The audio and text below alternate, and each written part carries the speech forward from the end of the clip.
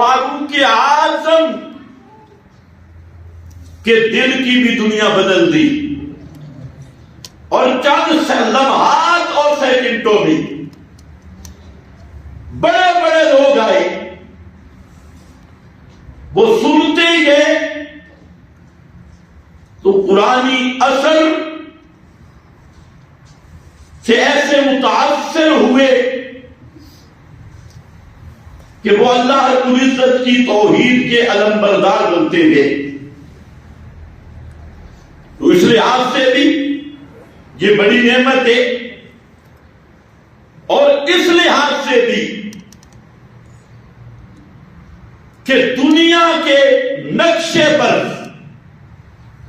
کوئی ایسی کتاب نہیں جو تغییر، تبدل، نسیان، خطا، بھول چوک اور غلطی سے پاک ہو،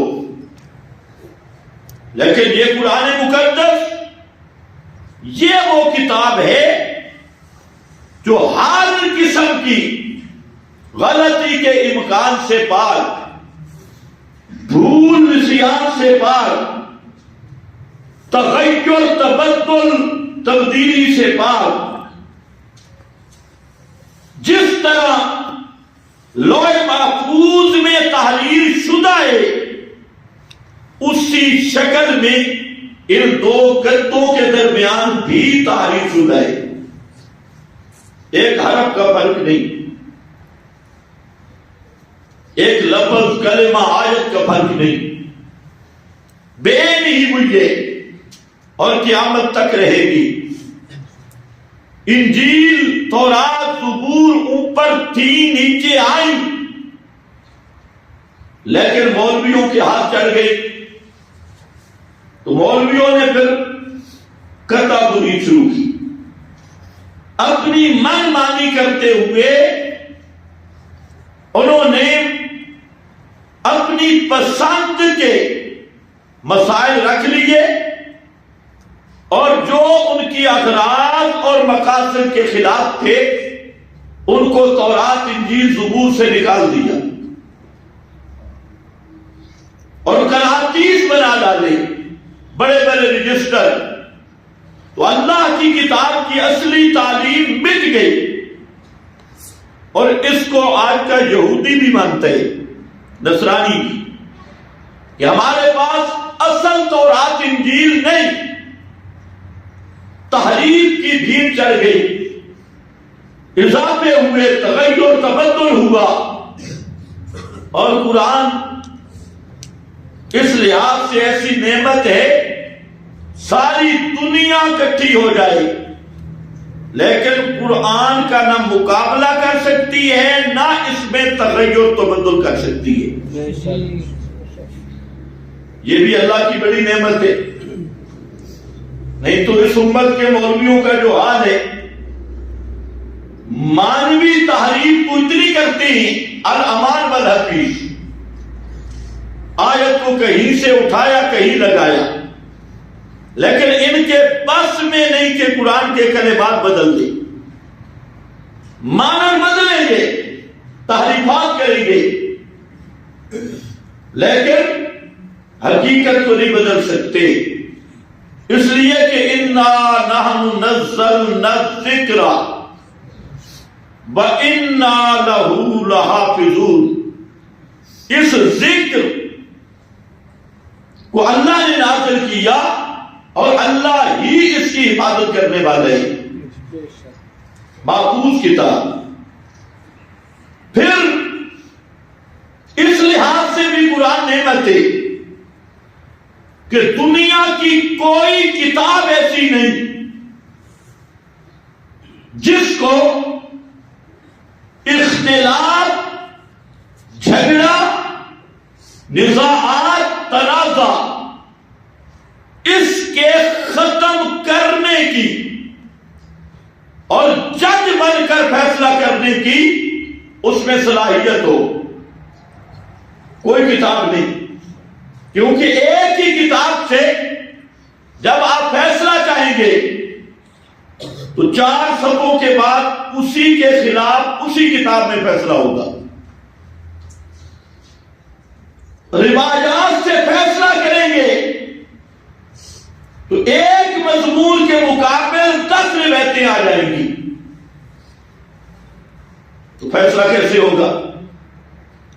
کتابوں سے فیصلہ کریں گے. ایک ہی بزرگ کی کتاب، اس کا اول کچھ اور، درمیان کچھ اور، آخر کچھ اور. ایک آدمی حوالہ دے گا جی بابے نے یہ لکھا، دوسرا کوئی کتاب اٹھا کے کہے گا بابے نے یہ لکھا، اور یہ بھی کوئی گارنٹی نہیں بابے نے لکھا بھی ہے یا نہیں. کسے بابے نے لکھا ہے یا صاحبزادے نے لکھا ہے، اس کا بھی کوئی فرق نہیں. تو ایک ہی کتاب ہے، انہ لقول الفصل، جو فیصلہ کرنے والا کلام ہے، جج اور فیصل، وہ کتاب اللہ ہے. اور قرآن کا فیصلہ یہ ہوتا ہے 1 دونے 2 کے 2 دونے 4. صاف مسئلہ، صاف فیصلہ، صحیح فیصلہ. جتنے بھی یہاں پر کوشش کرتے ہیں مسئلے کی تلبیس کی، قرآن خود پکڑ لیتا ہے، علم نہیں دیتا. مثلا جھگڑا چل پڑا کہ علم الغیب یہ اللہ کا خاصہ ہے یا مخلوق کے پاس بھی ہے. لفظ کیا ہے؟ علم الغیب. اخبار غیبیہ کی بات نہیں، غیب کی خبروں کی بات نہیں. علم الغیب یہ اللہ کے ساتھ خاص ہے یا اللہ کے مقربین میں بھی ہے. یہ ایک بات چلی. 50 سورت قرآن مقدس کی یہ دعویٰ لے کے آئی کہ علم الغیب صرف اللہ کا خاص ہے، اللہ کے سوا کوئی بھی عالم الغیب نہیں، نہ ذاتی طور پہ اور نہ عطائی طور پہ. اب یہ شروع سے لے کے پہلے پارے سے آخر تک چلے جائیں، قرآن ایک ہی رہنمائی کرتا ہے کہ علم الغیب اللہ کا خاص ہے. بے شک. پھر اس کے عنوان رکھے، کبھی اللہ کی صفت بیان کی، عالم الغیب صفت کے طور پہ بیان کیا، یعلم غیب السماوات خاصہ کے طور پہ بیان کیا. کبھی اللہ کے سوا پوری مخلوق سے نفی کی، قل لا یعلم من فی السماوات والارض الغیب الا اللہ. اللہ کے سوا کوئی بھی غیب نہیں جانتا. لا یعلم علم بھی، الغیب غیب بھی، دونوں کی نفی کی کہ علم الغیب اللہ کے سوا کسی کے پاس نہیں. اور پھر فرمایا وَعِندَهُ مَفَاتِحُ الْغَیْبِ لا یعلمها الا هو. غیب کے خزانوں کی چابیاں وہ عندہ صرف اللہ کے پاس ہے. اللہ کے سوا علم الغیب تو دور کی بات، ان چابیاں بھی کسی کے پاس نہیں. وہ چابیاں بھی صرف اللہ کے پاس ہے. کبھی فرمایا للہ غیب السماوات والارض، لہو غیب السماوات والارض. آسمان و زمین کے سارے غیب جاننا یہ صرف اللہ کا خاصہ ہے. پوری مخلوق سے نفی کی. اور پھر مخلوق میں سے فرشتوں سے نفی کی کہ فرشتے غیب دان نہیں. اور فرشتے خود کہتے ہیں سبحانک لا علم لنا الا ما علمتنا. پھر انبیاء سے نفی کی کہ سارے انبیاء کرام ساری زندگی ان کی دعوت ان کا عمل، ان کی سیرت، ان کا کردار کی ایک ایک کڑی بتاتی ہے کہ وہ غیب دان نہیں تھے۔ جب انبیاء غیب دان نہیں تو اور کون غیب دان ہو سکتا ہے؟ پھر خاص خاص آتی ہیں یوم یجمع اللہ الرسل فیقول ماذا اجبتم قالوا لا علم لنا۔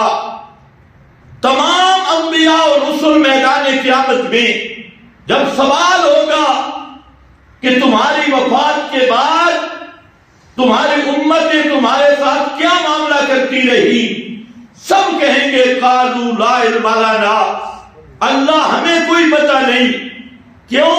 انک انت علام الغیوب، سارے غیبوں کو جاننے والا صرف تو ہے۔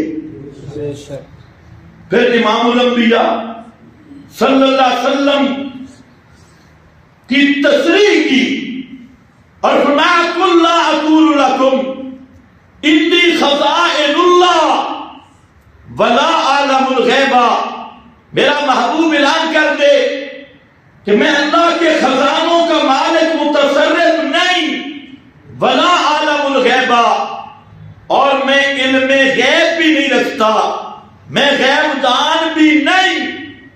اور پھر عقلی طور پہ سمجھایا لو کنت عالم الغیب لاستکثرت من الخیر، کہ لوگوں دیکھ لو اگر میں محمد عالم الغیب ہوتا، علم غیب نہیں جانتا، لستکثرت من الخیر ما مسنی السوء، کبھی مجھے تکلیف نہ ہوتی اور دنیا کی ہر خیر میں جمع کر لیتا۔ احد میں تکلیف ہوئی، آپ کے دانت شہید ہو گئے، صحابہ شہید ہوئے، زخمی ہوئے، فرمایا میری حالت دیکھو، اگر میں غیب جانتا ہوتا تو اس کے لیے پہلی منصوبہ بندی کر لیتا۔ 70 قاری قرآن شہید کر دیے گئے، حضرت عاصم کی قیادت میں 10 صحابہ کو منافقین دھوکہ سے لے گئے اور انہوں نے شہید کیا، اور پیغمبر کریم کے حرم پہ بہتان لگا۔ یہ ساری چیزیں ہوتی رہی، فرمایا میرا پیغمبر ان کو بتا دے، میری زندگی کا مطالعہ کر لو، ایک ایک کڑی بتائے گی کہ میں محمد مصطفیٰ عالم الغیب نہیں، عالم الغیب صرف اللہ ہے۔ یہ انداز ہے۔ اور اس کے مقابلہ میں جو لوگ کہتے ہیں انبیاء اولیاء نبی پاک علیہ السلام علم الغیب جانتی، تو ان کو کہو صرف ایک آیت لے، چونکہ چنانچہ کرنے کی ضرورت نہیں، جس میں علم کا لفظ بھی ہو اور غیب کا لفظ بھی ہو۔ علم الغیب کسی نبی ولی پیر فقیر فرشتہ کے لیے علم الغیب کا لفظ قرآن نے ذکر کیا ہو، ذاتی عطائی بھی چھوڑ دے، علم الغیب کا لفظ ہو تو پورا قرآن خالی ہے، پورا قرآن نفی کر رہا ہے، اور ایک مکان پہ بھی کسی کے لیے علم الغیب کا لفظ قرآن نے استعمال نہیں کیا۔ اب فیصلہ مشکل ہے، یہ ہوتی ہے انہ لقول الفصل، فیصلے والی کتاب، صاف کتاب۔ قرآن مقدس کی 80 سے زائد آیات وہ یہ فیصلہ کر رہی ہے کہ جو آدمی مر جائے اس کی روح قیامت تک بدن میں نہیں، اور قیامت تک وہ دنیا والوں کی آوازیں، پکاریں، سلام، کلام سنتا بھی نہیں۔ صاحب قرآن کی تصریحات ہیں۔ اب اس کے مقابل کوئی ایک آیت کہ جی اور تو نہیں، انبیاء سلام سنتے ہیں وفات کے بعد، یا انبیاء کی ارواح ساتھ میں انہی قبروں میں زندہ ہے، کوئی ایک آیت بھی دکھلانے، تعویل معنی ترجمے بعد میں، لیکن پورے قرآن میں ایک آیت بھی موجود نہیں۔ توجہ ہے؟ ایک آدمی حضرت سید عنایت اللہ شاہ صاحب بخاری رحمہ اللہ کے پاس آیا. وہ تو صاف لوگ تھے. اس نے کہا کہ میں مولانا سرفراز خان کا بھی معتقد تھا, آپ کا بھی, اب یہ جھگڑا پڑ گئی ہے تو میں پریشان ہوں, میں کدھر جاؤں؟ مولانا سرفراز پوری کتاب لکھ ہماری مردے سنتے, سماع الموتا نام بھی کتاب کا, سماع الموتا, اور اس میں فرمایا کہ ہیں کہ ادراک شعور, سننے, دیکھنے, سونگنے, چکھنے, ادراک شعور میں زندہ اور مردہ برابر ہے, دونوں برابر ہیں. شاہ صاحب نے فرمایا, قریب کیا, فرمایا یہ سورہ فاتر 22واں پارہ تے آیت بھی 22, ما انت بمسمع من فی القبور. اس کا ترجمہ کسی قرآن پاک سے دیکھ لے, اور اس کی انگلی پکڑی, آیت پہ رکھ دی, اور تو جا مولانا سرفراز کے پاس اور ان کو کہے مولانا شاہ صاحب نے ایک آیت پر میری انگلی رکھوائی ہے, تو بھی ایک آیت منتخب کر جس میں ہو کچھ کچھ سنتے ہیں اور میری انگلی رکھوا. اس طرح ہوتا ہے نا پکڑنا, تم تماشا دیکھتی ہو, پکڑتے نہیں ہو. گل بچو کے نہیں کرو, انگلی رکھ اس آیت پہ. اب مولانا سوچ میں پڑ گئے میں کس آیت پہ انگلی رکھواؤں, تو کہنے لگے نہیں قرآن میں تو یہ نہیں ہے. وہ آدمی صاحب تھا, آج کل تو ایسے میں آئے, ایک مولوی صاحب کہہ رہا تھا 14 ایتے ہیں قرآن میں ہمارے مردے کے سننے, لیکن 30 پاروں والے میں تو ہمیں نہیں ملی. وہ آیت قرآن کی پڑھیں گے اور پھر کہیں گے اے بابے نے لکھے, اور بابا پیش کر رہا ہے یا قرآن پیش کر رہا ہے, اس کو یہ بھی نہیں پتا قرآن کیا ہے اور بابا کیا ہے, ساتھ بابے کی چپر بھی لائے گئے. یہ تو آیت آئی نا کہ ہمارے بزرگ, واہ سبحان اللہ, نال بزرگ دی چپر بھی نہ. وہ آدمی کہتے ہیں, میں نے کہا مولانا آخری سلام ہے, کہتے نہیں حدیثوں میں اس نے کہا چھوڑ, مجھے اتنا پتا ہے کہ پیغمبر کبھی قرآن کے خلاف نہیں کر سکتا, یہ تم مولوی قرآن کے خلاف کرتے ہو. اتنا میں بھی سمجھ گا, قرآن کہتا ہے نہیں سنتے, تو حدیثوں میں کس طرح آ سکتے ہیں سنتے؟ اس کا مطلب یہ ہوا کہ پیغمبر قرآن کے خلاف کر رہا ہے.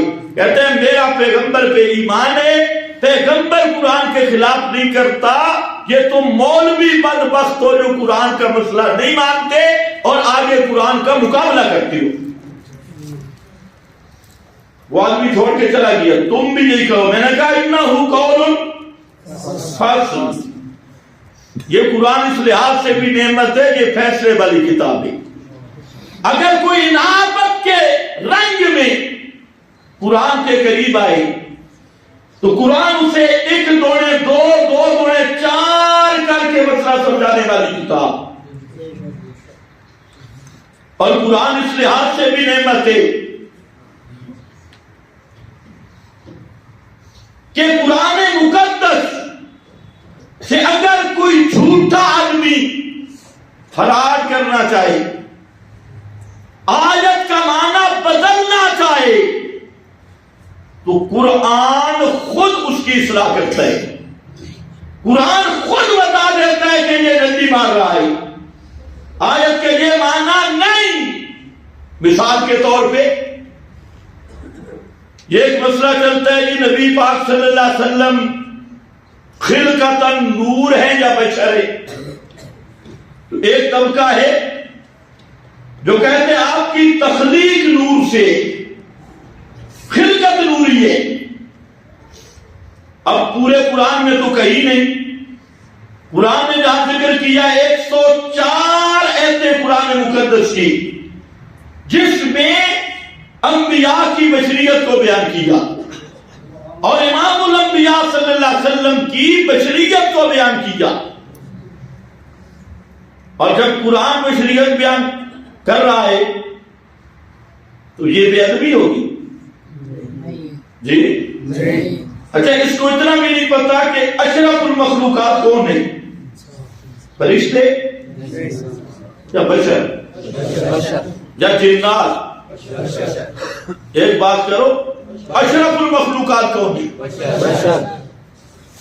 پھر نبی کو بشریت سے نکالنا یہ نبی کی شان ہوگی یا بے ادبی ہوگی؟ اشرف المخلوقات سے نکال کے نیچے والی مخلوقات میں لانا چاہتا ہے، حالانکہ پیغمبر کریم تو اشرف المخلوقات میں بھی اشرف الخلق افضل الخلق۔ تو بات تو موٹی سی تھی لیکن اسے سمجھ نہیں آئی، اب اس نے قرآن میں تعریف شروع کی اور کہا قد جاءکم من اللہ نور۔ اتنے پر ایک لائی قد جاءکم من اللہ نور، من اللہ من اللہ من اللہ، اللہ دے بچو نور آئے، نور من نور اللہ، اللہ کو نور آیا۔ نور دی گل ہوئی کہ نہیں؟ اس نے یہاں سے لکھا، میں نے کہا تھوڑا آگے بھی پڑھو، اسی آیت کو پورا پڑھ لو، نور و کتاب مبین۔ چلو یہاں پر بھی اگر مسئلہ نہیں حل ہوا، یہاں تو پیغمبر کی نوری تخلیق کی بات نہیں، اللہ نے فرمایا نور یعنی کتاب مبین، وہ کتاب مبین قرآن ہے، انزلنا الیکم نورا مبینا۔ اور پیغمبر کے بارے میں فرمایا یا ایھا النبی انا ارسلناک شاہدا ومبشرا ونذیرا وداعیا الی اللہ باذنہ وسراجا منیرا۔ پیغمبر کی شان ہے نور بانٹنے والا، نور تقسیم کرنے والا، نور قرآن ہے، اور اس قرآن کو تقسیم کر کے کائنات کو پڑھانے والے، یعلمہم الکتاب، اس نور کی روشنی پھیلانے والے محمد مصطفیٰ ہے۔ بات تو پوری تھی لیکن مولوی آ گیا، میں نے کہا بھی آگے بھی پڑھ، یہ قرآن ہے، قرآن نہیں چھوڑے گا تیرے اس فراڈ کو۔ فرمایا یہدی بہ اللہ، قرآن نے فیصلہ کیا جو نور یہاں ہے یہ خلقت نور نہیں، یہ وہ نور ہے جس کا نام ہے یہدی بہ اللہ، نور ہدایت ہے، یہ ہدایت کا نور ہے، اور ہدایت کا نور قرآن بھی ہے اور ہدایت کا نور محمد مصطفیٰ بھی ہے۔ آپ کا پیغام نور نہیں، آپ کی سنت نور نہیں، آپ کا اسوہ حسنہ نور نہیں، آپ کی تعلیمات نور نہیں، کیا خیال ہے؟ مسئلہ تو صاف تھا۔ خیر، قرآن مقدس نعمتی، اس پہ آؤ گے سارے مسائل ختم ہو جائیں گے، جگہ ختم۔ تقاضے جس پر بات ہو رہی تھی، جس کو قرآن جیسی نعمت مل جائے، اس کا ایک تقاضا یہ تھا کہ دنیا دار چاہے ملا ہوں یا پیر ہوں، دکاندار چاہے ملا ہوں یا پیر ہوں، اور کاروباری ملا ہوں یا پیر ہوں، تو دنیا کی نعمتیں دیکھ کر مرعوب نہ ہونا۔ لا تمدنا، ادھر آنکھیں نہیں دیکھنی، سب سے بڑی نعمت تیرے پاس ہے۔ اور فرمایا اس نعمت کا تقاضا ہے وَاخْفِضْ جَنَاحَكَ لِلْمُؤْمِنِينَ، اس قرآن والوں کو اپنی رحمت کے دامن میں لے لینا ہے، ان کے ساتھ نرمی ہے، اپنی لطف و کرامت کے، لطف و رحمت کے دامن میں سمیٹ لو۔ وَاخْفِضْ جَنَاحَكَ لِلْمُؤْمِنِينَ، اور اس کا تقاضا یہ ہے فَاصْدَعْ بِمَا تُؤْمَرُ، فَاصْدَعْ بِمَا تُؤْمَرُ۔ میرے پیغمبر یہ قرآن آ گیا، اب آپ کے لیے حکم یہ ہے کہ مسئلہ کھول کے بیان کرو۔ یہاں تک ہم پہنچے تھے پچھلے جمعہ میں، فَاصْدَعْ بِمَا تُؤْمَرُ، کھول کے بیان کر۔ اس کی لغوی باتیں تو بڑی ہے۔ امام قرطبی جو بڑا مفسر ہے اس مقام پہ فرماتے ہیں فَاصْدَعْ بِمَا تُؤْمَرُ فَرِّقْ جَمْعَهُمْ وَكَلِمَتَهُمْ بِأَنْ تَدْعُوهُمْ إِلَى التَّوْحِيدِ فَإِنَّهُمْ يَتَفَرَّقُونَ۔ فرمایا میرے پیغمبر فَاصْدَعْ بِمَا تُؤْمَرُ کا معنی یہ ہے اس طرح مسئلہ بیان کر کہ مشرکان یا جماعتاں ٹوٹ جائیں۔ فرق جمعہم وکلمتہم، ان کے مشرکوں کی صفوں میں دراڑیں پڑ جائیں۔ اس زور سے، اس شفافیت سے، اس صفائی سے مسئلہ بیان کر کہ مشرکوں کی صفیں ٹوٹ جائیں، ان کی جماعتیں ٹوٹ جائیں، ان کا کلمہ متفرق ہو جائے۔ اس طرح مسئلہ بیان کرو، یہ مسئلے کا حق ہے۔ یہ امام قرطبی رحمت اللہ تعالی علیہ اور فرماتی ہیں، امام ابو سعود مفسر فرماتی ہیں فَاصْدَعْ فَرِّقْ بَيْنَ الْحَقِّ وَالْبَاطِلِ، میرا پیغمبر اس طرح مسئلہ بیان کر کہ حق حق ہو کے ظاہر ہو اور باطل باطل ہو کے ظاہر ہو۔ جب حق حق ہو کے ظاہر ہوگا، باطل باطل ہو کے ظاہر ہوگا، تو جھگڑا تو نہیں پڑے گا۔ سوچ لو، سارے جھگڑے جہاں سے شروع ہوگی، حق بیان کرو گے اور حق کو واضح کرو گے۔ قرآن نے دوسرے مقام پہ ذکر کیا الہ فریقان یختصمون، پیغمبر یوں بیان کرتا ہے ابھی تقریر ختم نہیں ہوتی، دو جماعتیں لڑ پڑتی ہیں، یختصمون، باقیاں دو بن جاتی ہیں۔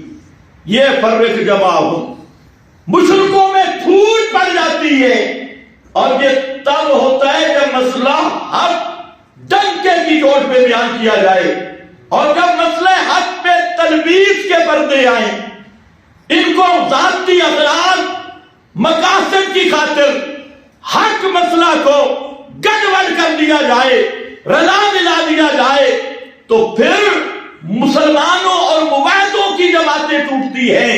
اور اگر مسئلہ حق کھل کے بیان کیا جائے تو مشرکوں کی جماعتیں ٹوٹ جاتی ہیں۔ اس لیے میرا بھائی، مسئلہ حق کا بیان تاثیر یہ رکھتا ہے کہ مشرکوں میں تفریق پڑ جاتی ہے، اہل باطل کی صفیں الٹا ہو جاتی ہیں، اور جب مسئلے سے غداری ہو تو پھر مشرکوں کے ساتھ پیار ہوتا ہے اور اپنی جڑیں کاٹی جاتی ہے۔ ایسا ہوتا ہے نہیں ہوتا؟ اسی طرح ہوتا ہے۔ فَاصْدَعْ بِمَا تُؤْمَرُ وَأَعْرِضْ عَنِ الْمُشْرِكِينَ، کھول کر بیان کرو، اعرض عن المشرکین، مشرکوں کی پرواہ نہ کرو، چاہے وہ مشرک پگڑی والا، پیٹ والا، جمبے کمبے والا، بڑے بڑے مدرسوں والا، بڑا بڑا شیخ الحدیث، صوفی، پیر طریقت، کسی رنگ میں شیطان ہو، اعرض عن المشرکین، ان سے مرعوب نہیں ہونا، کھول کھول کے مسئلہ بیان کرنا ہے۔ پھر میرے پیغمبر نے کھول کھول کر بیان کیا۔ ایک تھوڑا سا درمیان میں عرض کروں گا، اس کو سمجھ لو۔ آج کل چونکہ جہالت کا زمانہ ہے، دینی لحاظ سے ویسے تو بڑی روشنی ہے، دینی لحاظ سے مظلومیت کا زمانہ ہے اور دینی غربت کا زمانہ ہے۔ جیسے نبی کریم علیہ السلام نے فرمایا ان الدین بدا غریبا سیعود غریبا، یہ دین جب شروع ہوا تو اجنبی تھا، انوکھا تھا، پھر ایک وقت آئے گا کہ اجنبی بن جائے گا۔ آج وہ غربت ہے اسلام کا زمانہ ہے، اور اسی زمانہ کے متعلق نبی کریم علیہ السلام نے فرمایا اتخذ الناس رؤوسا جہالا، اس وقت لوگ جن کو اپنا مذہبی لیڈر رہنما سمجھیں گے، قائد، وہ نرے جاہل ہوں گے، اور لوگ ان جاہلوں کو عالم سمجھ بیٹھیں گے، اور فافتوا بغیر علم، وہ بغیر کسی علم، حجت اور دلیل کے وہ اپنے مسائل جاری کریں گے، فتوے جاری کریں گے، خود بھی گمراہ ہوں گے، دوسروں کو بھی گمراہ کریں گے۔ آج یہ وہ دور ہے، اس لیے یہاں پر ایک نقطہ سمجھنا ضروری ہے۔ بعض لوگ اخلاق کا معنی نہیں سمجھ رہے۔ اخلاق کس چیز کا نام ہے؟ اس لیے اسی تحریک کا اول انہوں نے یہ کہا کہ تلوار اخلاق کے خلاف ہے۔ یہ آپ نے بھی سنا ہوگا، اس پہ کتابیں لکھی گئی۔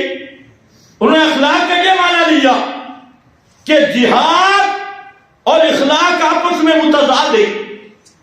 یہ پہلا شیطانی حملہ تھا، اس پہ انہوں نے بڑی کتابیں لکھی اور یہ ایک بات چھیڑ دی کہ دین اخلاق سے پھیلا ہے یا تلوار سے پھیلا ہے۔ یہ ایک تفریح شروع کر دی۔ پھر اسی سے آگے ایک نیا شیطانی ٹولہ نکلا، تو انہوں نے کہا مسئلے کو کھولنا، واضح بیان کرنا، یہ اخلاق کے خلاف ہے۔ اس لیے حکمت کے ساتھ بیان کیا گیا، یعنی انہوں نے مسئلے کی توضیح، مسئلے کا انکشاف اور صد فی المسئلہ، اس کو انہوں نے کہا یہ اخلاق کے خلاف ہے، بصیرت کے خلاف ہے۔ ایک تیسری بات آ گئی، انہوں نے کہا کسی کو مخاطب نہیں کرنا، یہ اخلاق کے خلاف ہے، اور کسی کو کہنا کچھ نہیں، چور کو چور نہیں کہنا، چوری سے نفرت کرنا، ڈاکو کو ڈاکو نہیں کہنا، ڈاکہ سے نفرت کرنی، زانی کو زانی نہیں کہنا، زنا سے نفرت کرنی ہے۔ اور یہ وہ زہر ہے جو اب تمہارے اندر بھی سرایت کر چکا ہے۔ مجھے ایک بات بتاؤ، چور کو چور نہیں کہیں گے تو ہاتھ کس کا کاٹیں گے؟ بے گناہ سمجھ کے نا، میں تو بڑا صوفی ہے، نیک آدمی ہے۔ ڈاکو کو ڈاکو نہیں کہیں گے تو ہاتھ کیسے لگائیں گے؟ بلکار کو بلکار نہیں کہیں گے تو ہاتھ کیسے لگائیں گے؟ یہ ہمارے ملک میں ایک کھیل چل رہا ہے کہ جی کسی کو کہنا کچھ نہیں۔ تو سب سے پہلی یہ بات سمجھو کہ اخلاق کس چیز کا نام ہے، اخلاق کیا ہے۔ میں دو باتوں میں انشاءاللہ جو منیب ہیں وہ سمجھ جائیں گے۔ سب سے بڑا اخلاق کے عظیم والی ہستی کون ہے؟ بولو، اس میں کوئی شک ہے؟ سب سے بڑا اخلاق نبی کریم صلی اللہ علیہ وسلم کا، جن کو قرآن نے کہا اِنَّكَ لَعَلَىٰ خُلُقٍ عَظِيمٍ، سب سے، اور فرمایا اُتَمِّمُ بُعِثْتُ لِأُتَمِّمَ مَكَارِمَ الْأَخْلَاقِ، میری بعثت کے مقاصد میں سے ایک مقصد ہے کہ میں اخلاقیات کو پورا کروں اور اخلاق کا اتمام کروں، اخلاق کو پھیلاؤں۔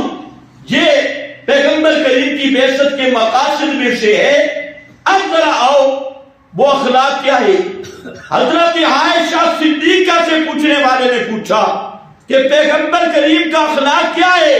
فرمایا کان خلقہ القرآن، نبی پاک علیہ السلام کا اخلاق کیا تھا؟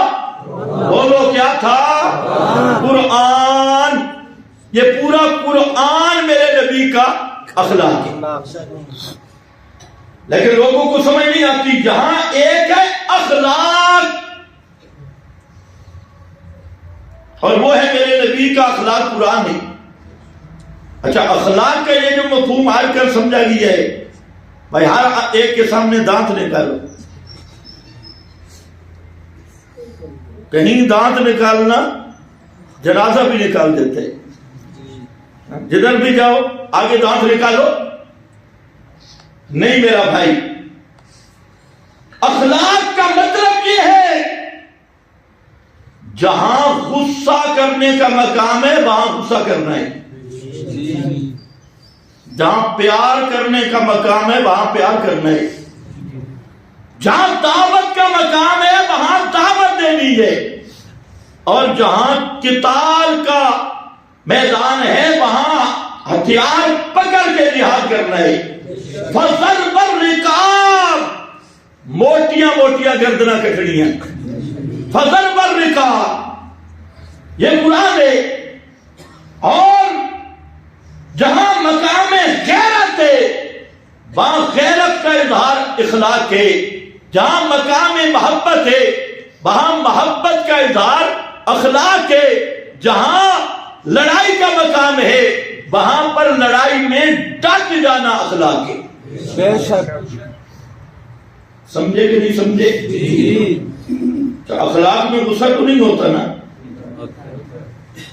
مسلم شریف کی حدیث صحابی بیان کرتا ہے کہ اذا خطب نبی کریم صلی اللہ علیہ وسلم جب تقریر کرتے اشتد غضبہ، آپ کا غصہ سخت ہو جاتا، کأنہ منذر جعلا صوتہ، آپ کی آواز بلند ہو جاتی، غصہ عروج پہ ہوتا، کأنہ منذر جیش، جیسے آپ کسی مد مقابل لڑائی والے لشکر کیا انذار کر رہے ہیں اور اس سے آگاہ کر رہے ہیں، اس حیثیت میں آپ خطبہ دیتے۔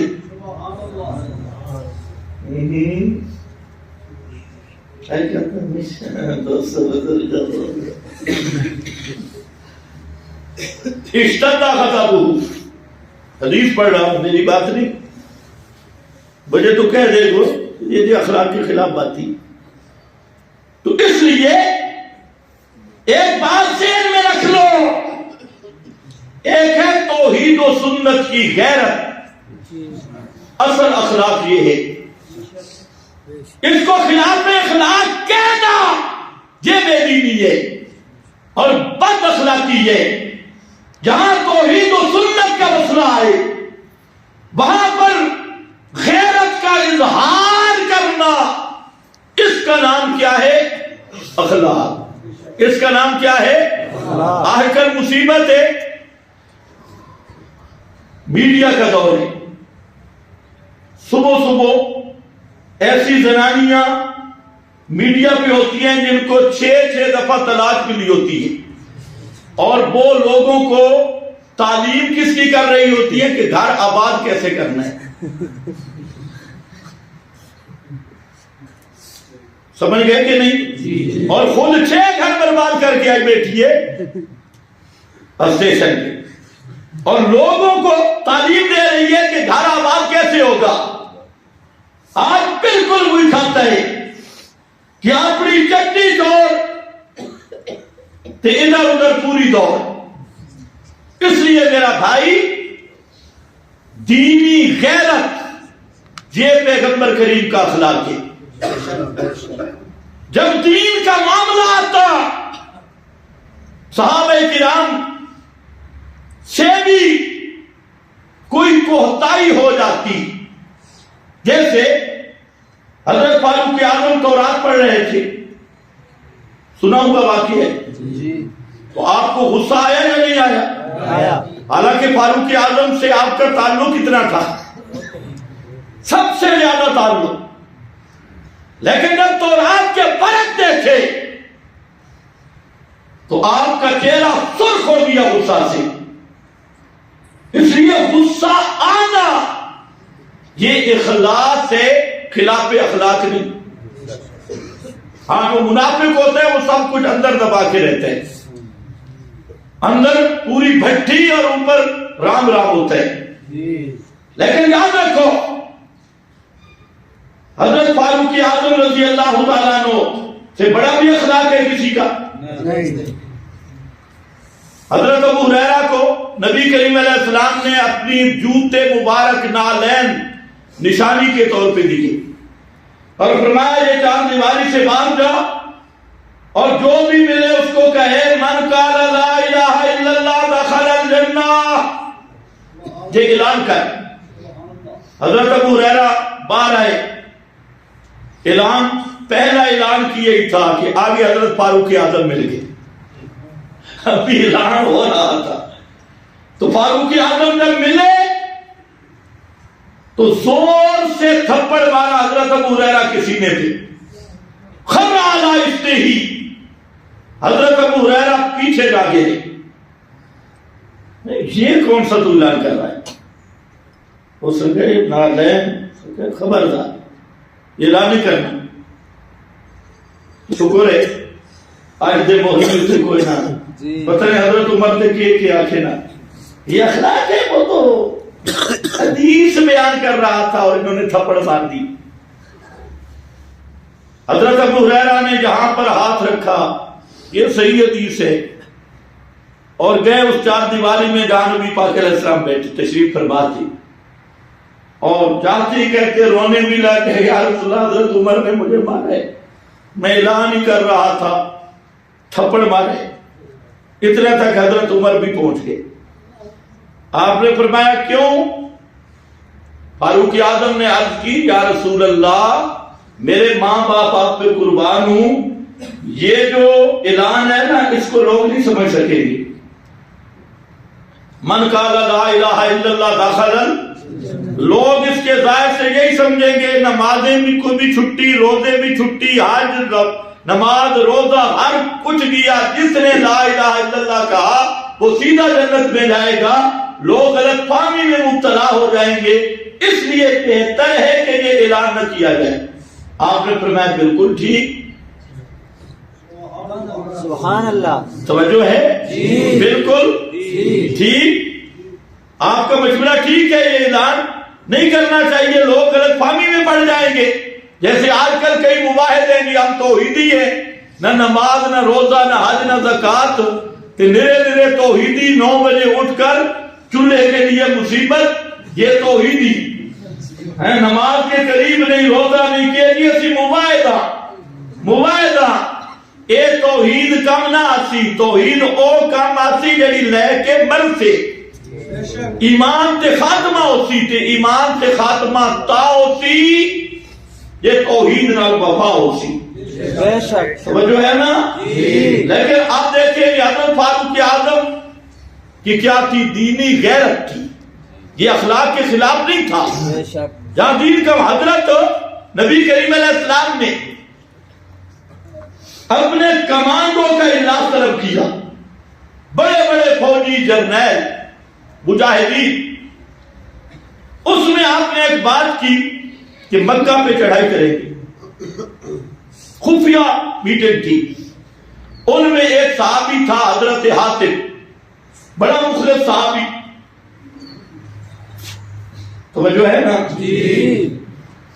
وہ بیٹھا تھا، اس کے بیوی بچے مکہ میں تھے۔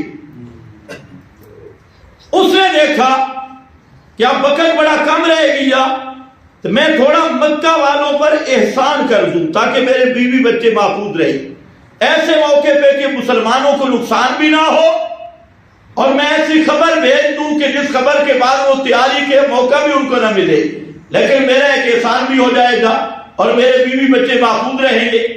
تو حضرت حاتم نے خط لکھ دیا، آخری ایام میں چڑھائی سے پہلے نبی کریم علیہ السلام کو اللہ نے خبر دے دی کہ خط جا رہا ہے۔ آپ صلی اللہ علیہ وسلم نے حضرت علی اور مرتضیٰ کو بلایا اور ایک صحابی کو، فرمایا جاؤ ایک عورت کے پاس خط ہوگا اور وہ اتنی مسافت پہ چلی گئی کہ اگر آپ چلیں تو فلاں مقام پہ آپ کو مل جائے گی، یعنی رفتار اس کی جس رفتار سے جا رہی ہے، وہ خط لے کے حضرت علی اور مرتضیٰ گئے، ساتھ صحابی تھے، وہاں خاص مقام پہ پہنچے، وہ عورت جا رہی تھی، انہوں نے پکڑ لی، انہوں نے کہا ذرا خط نکال. اس نے کہا خدا کی قسم میرے پاس کوئی خط نہیں. اب ذرا خیال کرنا اور مولویوں کو بھی سمجھا دینا. میں تو حیران ہوں کہ یہ مولوی کس مدرسے کے پڑے ہوئے. حضرت علی نے فرمایا خط نکال. اس نے کہا جی کوئی خط نہیں. فرمایا خط نکال ورنہ لأجردنک تیرے سارے کپڑے اتار لوں گا.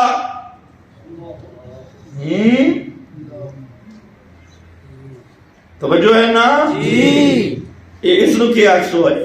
اور دینی غیرت کی یہ اخلاق کے خلاف نہیں. کوئی حاشیہ لگانا بیٹھ جائے آج کا رینٹی ملا. لأجردنک تجھے ننگا کر دوں گا. نکال خط. اس نے دیکھا بھئی یہ تو کام گڑبڑ ہے، تو اس نے اپنی لٹوں میں خط چھپایا ہوا تھا جی بالوں، اسے نکال کے دے دیا. اب واپس جب آئے کہ حضرت حاتم کی بات پتہ چلی، حضرت عمر نے تلوار نکالی اور فرمایا یا رسول اللہ اجازت دو اس منافق کی میں گردن اتار دوں. تلوار نکالی. یہ تلوار کیوں اخلاق کے خلاف تھا یا دین کی غیرت تھی؟ اتنا بھی فرق نہیں پتا اخلاق کیا اور دینی غیرت کیا ہے. نبی کریم علیہ السلام نے فرمایا نا عمر نا. آپ کو پتہ ہے یہ کون ہے؟ انہو بدری. یہ صحابی بدری ہے اور اہل بدر کو اللہ نے سپیشل پیغام دیا ہے قد غفرت لکم، تمہاری خاص مغفرت ہو چکی ہے. تو حضرت حاتم نے اپنا عذر پیش کیا، آپ نے قبول کیا. تو میں آپ سے کر رہا ہوں دینی غیرت اور اخلاق میں بھی فرق کرو. دینی حمیت اور غیرت پرانے زمانے میں آپ کے مولوی بیان کرتے تھے، آج کل چھوڑ دیا کیونکہ خود اس میں آپ پہ پورے نہیں اترے. چھوڑ دیا. آپ یہ نہیں سنتے تھے کہ بیٹی نے باپ کے نیچے سے بستر نکال لیا؟ یہ کیا تھی؟ دین کی غیرت تھی. اور تمہیں ایک بات بتا کے آگے چلوں. حدیبیہ کے مقام پر جب آپ تشریف فرما تھے تو عروہ بن مسعود مشرکین کا ایلچی بن کے آپ کے پاس آیا. خیر عروہ بیٹھا رہا، گپ شپ لگاتا رہا. آخر میں اس نے ایک جملہ کہا. اس نے کہا کہ آپ نے اپنی قوم سے بگاڑی اور یہ دور دراز کے لوگ ہیں، یہ آپ کو چھوڑ جائیں گے. ساتھ بیٹھے تھے ابو بکر صدیق. اب ذرا جملہ سننا ہے. فرمایا عروہ امسس بزر اللہ، جا اپنے لات بابے کی شرمگاہ کو چاٹ. ترجمہ سمجھ آئے؟ یہ بھی ذرا پردے والا ترجمہ کر رہے ہیں. جو پورا ترجمہ کیتا جاوے کہ لگ پتا ورشی. امسس بزر اللہ، جا اپنے لات مشکل کشا کی فرجی اس کی شرمگاہ کو زبان سے چاٹو. ہم کبھی محمد مصطفیٰ کو نہیں چھوڑ سکتے. سبحان اللہ. شکر ہے. اب اس کو کیا کہو گے جی؟ اخلاق کے خلاف ہے یا دینی غیرت ہے؟ بولو. یہ ہے دین کی غیرت، توحید کی غیرت. اور یہ غیرت مقصود ہے. اگر توحید کا دعویٰ ہے اور توحید کی غیرت نہیں، اس آدمی کا کبھی ایمان پہ خاتمہ نہیں ہو سکتا. سنت کا دعویٰ ہے اور سنت کی غیرت نہیں، اس کا کبھی فطرت پہ اور ایمان پہ، صحیح فطرت پہ اس کا خاتمہ نہیں ہو سکتا. اس لیے میرے بھائی اللہ کے محبوب نے غیرت کا سبق دیا اور یہی رنگ چڑھائے اصحاب محمد مصطفیٰ پر. صلی اللہ علیہ وسلم. آج تو بدعت کے ڈرام کے ساتھ ملتا ہے نا، جو پورا مجموعہ ہے گٹر، اور اس کی خوشامد کو اپنا وقار سمجھتا ہے. ایک بدعت ابن عمر کو پتہ چلا، فرمایا میرے سلام نہ کہنا سمیت انہ بدعی. اس نے ایک بدعت کی تھی. ایک بدعت کرنے والے کو صحابی سلام کا جواب نہیں دیتا. اور جہاں تو پورے بدعت کر رہے. خیر، میں نے تھوڑا سا یہ بیان کیا کہ اخلاق اور دینی غیرت میں فرق کر، ورنہ پوری شریعت کا انکار ہوگا. فَاسْتَعْ بِمَا تُؤْمَرُ، کھول کے بیان کر. اس کو بعض لوگوں نے دو ایتیں پڑھتی، اُدْعُ إِلَىٰ سَبِيلِ رَبِّكَ بِالْحِکْمَةِ، مشہور کی ہے، دعوت دے اپنے رب کی طرف حکمت کے ساتھ. کس کے ساتھ؟ حکمت. نہیں محترم، حکمت.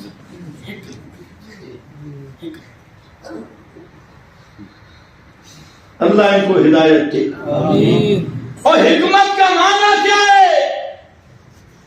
یہ تھوڑا پنجابی تے اردو والی حکمت نہیں، یہ عربی والی حکمت ہے. فرمایا اُدْعُ إِلَىٰ سَبِيلِ رَبِّكَ بِالْحِکْمَةِ. کوئی تفسیر اٹھا، سب نے لکھا بِالدَّلِيلِ الْمُحْکَمِ، بالبرہان الصادق. میرا پیغمبر دلیل سے دعوت دے، برہان صادق سے دعوت دے، اور کھلے دلائل سے دعوت دے. اور وہ حکمت کیا ہے؟ تِلْکَ آیاتُ الْکِتَابِ، اور آگے کتاب حکیم. یہ ہے حکمت والی کتاب. تو حاصل یہ ہوگا اُدْعُ إِلَىٰ سَبِيلِ رَبِّكَ بِالْحِکْمَةِ، اے بالقرآن. قرآن سنا سنا کے دعوت دے. بلغ ما انزل الیک من ربک. کہتے ہیں جی بصیرت کے ساتھ دعوت. اچھا بصیرت کون سی؟ علی بصیرت، وہاں پر بھی دیکھنا سب نے لکھا علی حجت و برہان. سب سے بڑی بصیرت کیا ہے؟ قد جاءکم بصائر من ربکم. بصیرت قرآن کی ہے. قرآن مقدس کے ساتھ دعوت دے اور کھل کے دعوت دے. اس لیے فرمایا فَاسْتَعْ بِمَا تُؤْمَرُ وَأَعْرِضْ عَنِ الْمُشْرِكِينَ. اب اس کا نمونہ کیا ہے؟ پورا قرآن ہے. آپ تو سنتے رہتے ہو، صرف میں یاد دہانی کے طور پہ چند آیات کی طرف آپ کی رہنمائی کرتا ہوں. وہ کیا ہے؟ فَاسْتَعْ بِمَا تُؤْمَرُ. کہیں اس دعوت کے بڑے نچوڑ نکلے ہیں. ایک سورہ یونس اور آخری رکوع ہے، وہاں پر اس فَاسْتَعْ کا پورا نمونہ پیش کیا. گھروں میں دیکھنا. پھر سورۃ الحج ہے، فرمایا یا ایھا الناس ضرب مثل فاستمعوا لہ.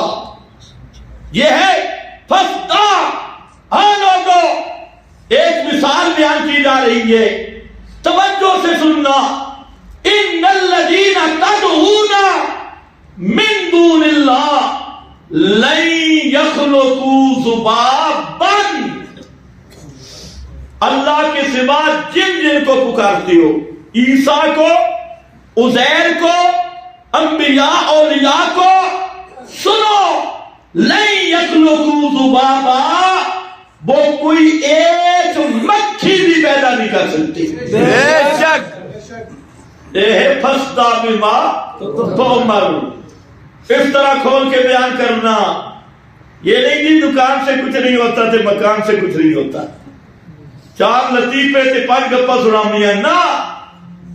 یا ایھا الناس ضرب مثل فاستمعوا لہ ان الذین تدعون. خطاب کیا ہے یا نہیں؟ ہو مشرکو جن کو تم پکار رہے ہو. کہتے کسی نے خطاب نہ کرو.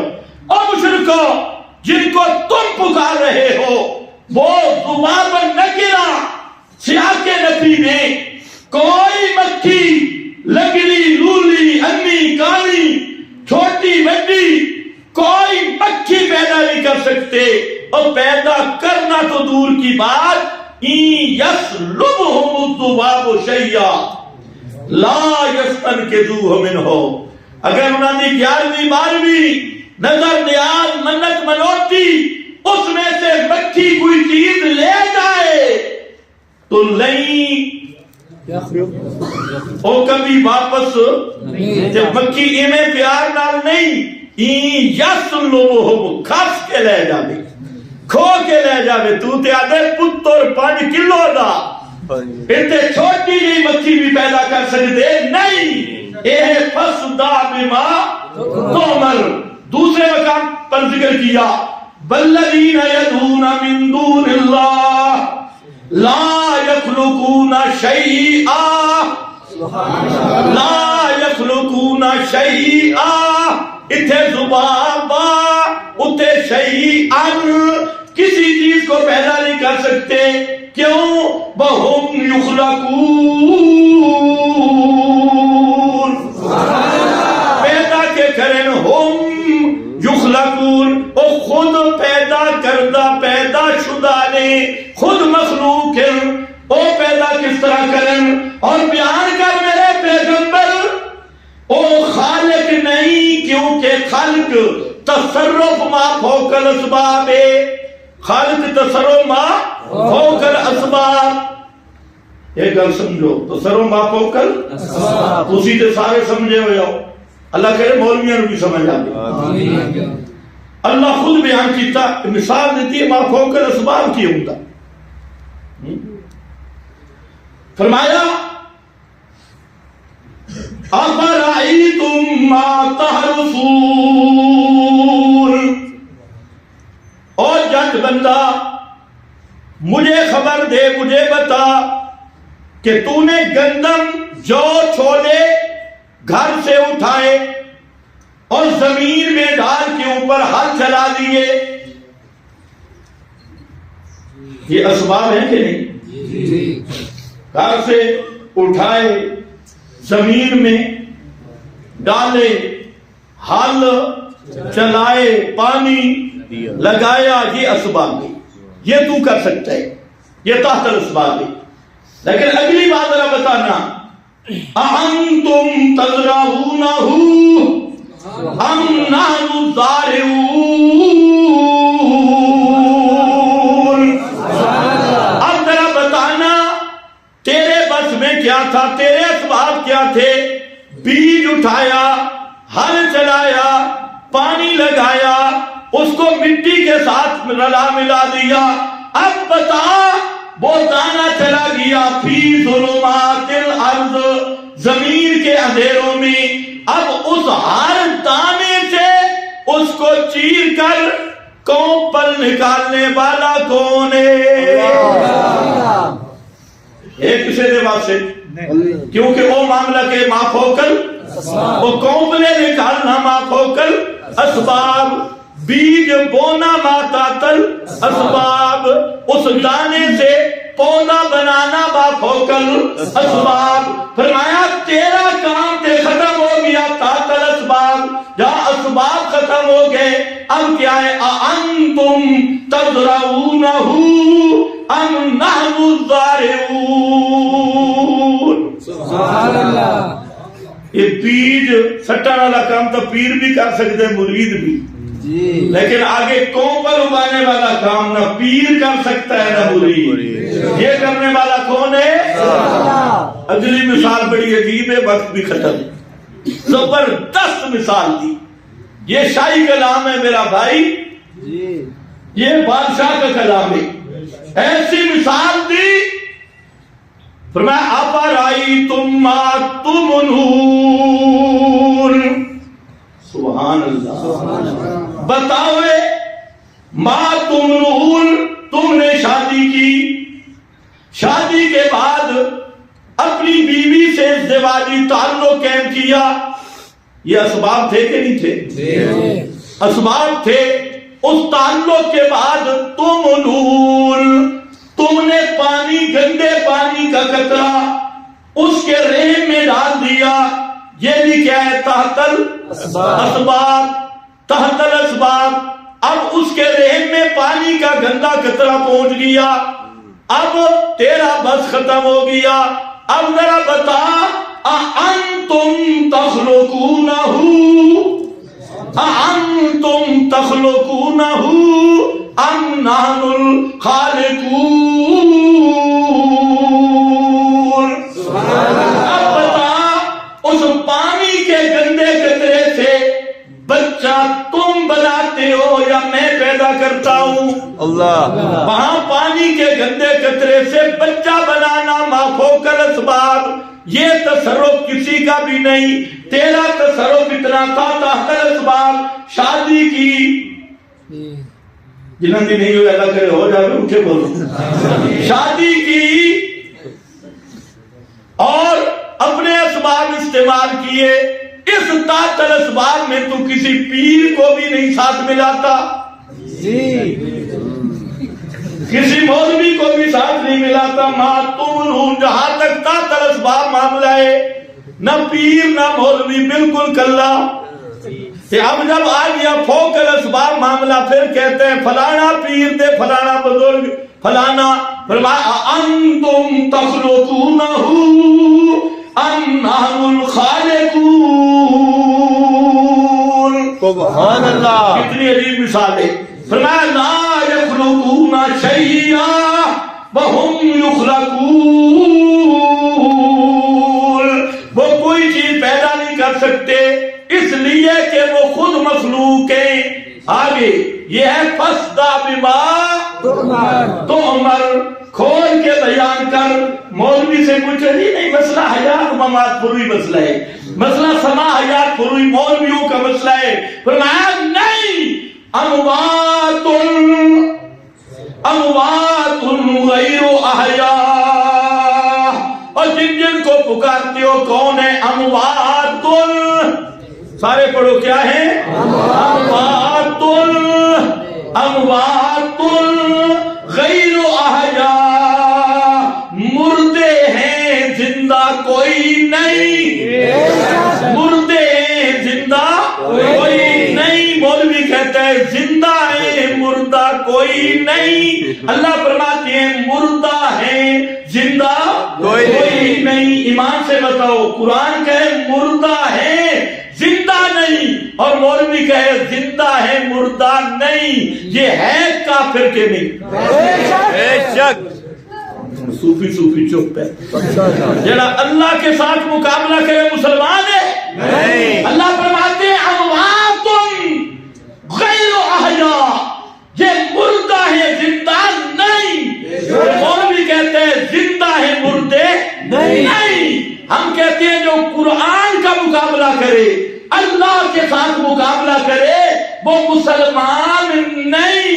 وہ جلندری ہو سکتا ہے، وہ قائد جمعیت ہو سکتا ہے، وہ حاجی صاحب ہو سکتا ہے، وہ مولوی صاحب ہو سکتا ہے، وہ شیخ الحدیث ہو سکتا ہے، وہ مفتی اعظم ہو سکتا ہے، لیکن جو قرآن سے ٹکر کھائے وہ مسلمان نہیں ہو سکتا. بے شک.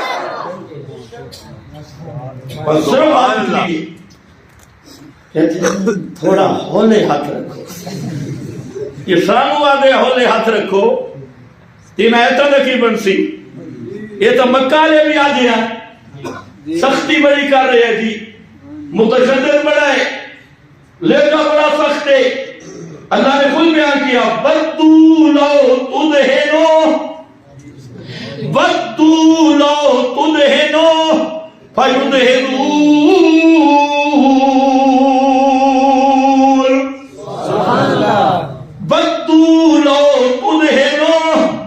یہ مکہ والے چاہتے ہیں ان کی خواہش بھی ہے. وہ پرانا بھی گل پہ کرتا ہے.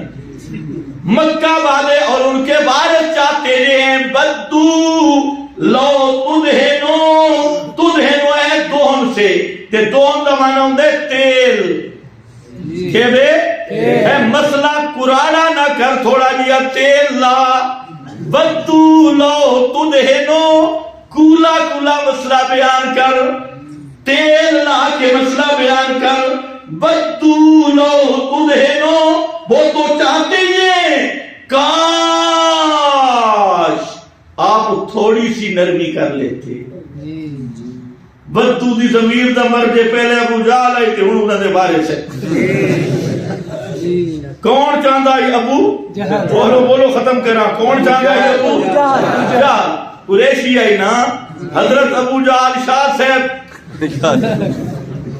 حاجی صاحب، شاہ صاحب، ابو جہل. توجہ ہے نا؟ حضرت شاہ صاحب ابو جہل، الحاج ابو جہل، وہ کیا چاہتے تھے جی؟ تشدد نہ کرو، سختی نہ کرو، تھوڑا بدو لو تدہنو فیدہنون. سبحان اللہ. وہ تے ہتھیار سٹن واسطے تیار ہیں. ان کا جھگڑا یہ ہے کہ سختی، تشدد نہ کرو، سختی نہ کرو. ابو جہل صاحب دا آج بھی یہی ہے، انہی کے والد کہتے ہیں جی سختی نہ کرو، سختی نہ کرو. بھئی ہم کون سی سختی کر رہے ہیں؟ یہ کون کہہ رہا ہے؟ اموات غیر احیاء. صرف اموات نہیں، اموات غیر احیاء. اور تم تو کہتے ہو، ایک مولوی صاحب کہہ رہا تھا، یہ کسی کو بھی نہیں چھوڑتا، بڑے بڑے بزرگوں کے خلاف ہے. استغفر اللہ. بڑے میں نے کہا پہلے بزرگوں کو سمجھا، جن بزرگ تو نے بنائے ہیں پہلے ان کو سمجھا. وہ بزرگ کیا کہہ رہے ہیں کہ فلانا صوفی آیا، آپ نے کمر مبارک سے ہاتھ مار دیا. واہ بزرگے کے گرگے. اب کہتے اتنے بڑے بزرگ، تو میں نے کہا پھر مانو بزرگ بڑا تے جھوٹ بھی بڑا. ابھی ایک نیا بیان بھی آیا ہے فیس بک پہ جی، میرا ابا جی فرماتی ہیں، حدثنا ابھی، میرا ابا جی فرماتی ہیں کہ میں جالیوں کے قریب نہیں جا سکتا تھا، ہیبت طاری ہو جاتی، تو میں کھڑا ہوتا تھا ستون کے پاس. تو ایک دفعہ میرے دل میں بات آئی، شاید کوئی کساوت قلبی ہے، کیا ہے کہ میں جالی روزے کی جالی کے پاس نہیں جا سکتا. تو آپ نے فرمایا کہ جو میری سنتوں کے قریب ہے وہ دور رہ کے بھی میرے قریب ہے، اور جو سنتوں سے دور ہے وہ جالی کے پاس آ کر بھی مجھ سے دور ہے. کس نے فرمایا؟ نبی پاک علیہ السلام نے. کس کو فرمایا؟ ابا جی کو. ابا جی یہ حدیث بیان کر رہے ہیں براہ راست. میں نے پوچھا آپ کا ابا جی صحابی بنا ہے تو پھر آپ تابعی ہوں گے. اگر ابا ایماندار ہے تو صحابی بننا چاہیے کہ نہیں؟ پیغمبر سے حدیث براہ راست سمیت رسول اللہ، نبی پاک علیہ السلام سے براہ راست حدیث بیان کر رہا ہے ابا جی. تو میں نے کہا حضرت مفتی صاحب کہ ابا جی کے بارے میں کیا خیال ہے؟ وہ مومن تھے تو وہ صحابی، اور تم دونوں بھائی تابعی، اور سارے مدرسے والے تبع تابعی. کیسا نیا دور آیا. اور خدا نہ خواستہ ابا جی کا ایمان نہیں تھا بقول تمہارے. ہم تو بزرگوں کا ادب کرتے ہیں، لیکن یہ بزرگوں کو کسی کھاتے کا چھوڑتے ہی نہیں.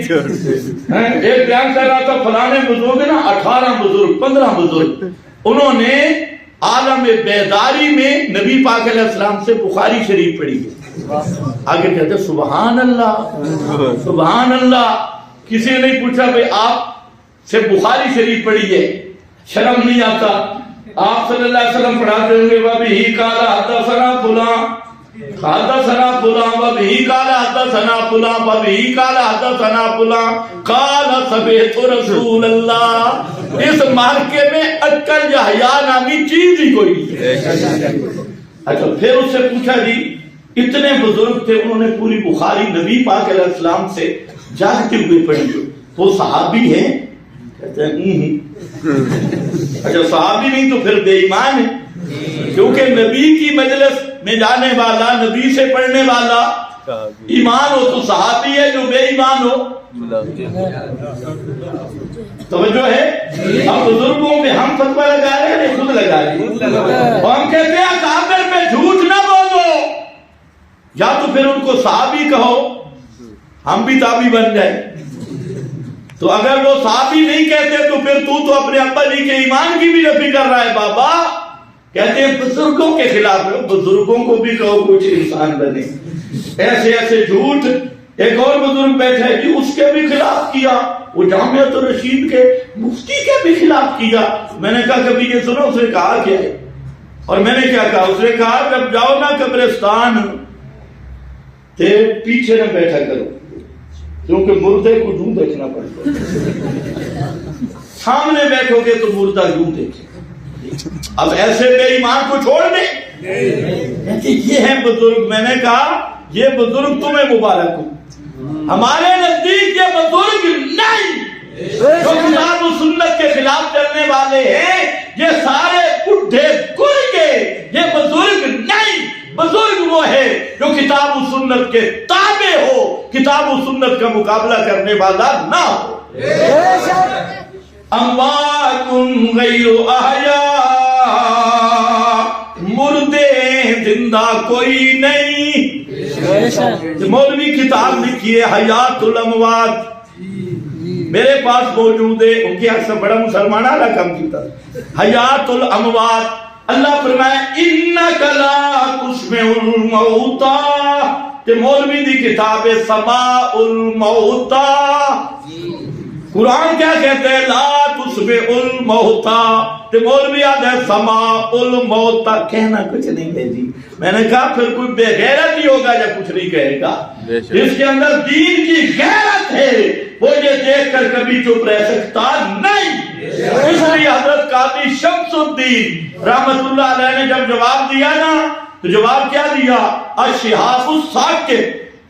تو شہاب ثاقب وہ ستارے جو شیطان کو لگتی، وہ ستارے جو شیطان کو نام رکھا الشہاب الثاقب. کہتے ہیں ہمارے بزرگ بڑے نرم تھے. میں کہ بڑے نرم ہم.